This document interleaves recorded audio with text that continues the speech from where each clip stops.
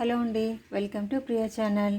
ఈరోజు వచ్చేసి రెస్టారెంట్ స్టైల్లో కాకపోయినా నా స్టైల్లో టమాటా సూప్ ఎలా చేయాలో చూద్దాం. ముందుగా కళాయి తీసుకొని బటర్ కానీ గీ కానీ వేసుకోవాలి.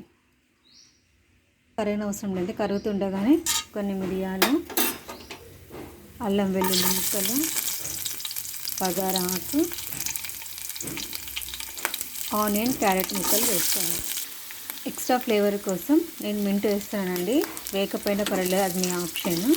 ఇవి వేగనక్కర్లేదు, జస్ట్ కలర్ మారితే చాలు. ఆనియన్స్ పింక్ కలర్కి వస్తే చాలు. టమాటాస్ వేసుకున్నాం. టమాటాలు మెత్తబడే వరకు కుక్ చేసుకున్నాం.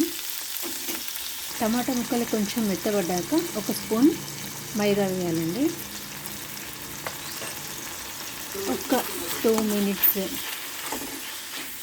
కుక్ చేశాక వాటర్ వేసుకొని టమాటాలను ఉడికించుకోవాలి. టమాటాలు ఇలా గుజ్జుగా ఉడిగాక మిక్సీ పట్టుకుందామండి. చల్లగిన తర్వాత మిక్సీ పట్టుకుందాం. ఈ మిశ్రమం అంతటిని మనం మిక్సీ పట్టుకొని వడగట్టుకోవాలండి, ప్యూరీ తీసుకోవాలి.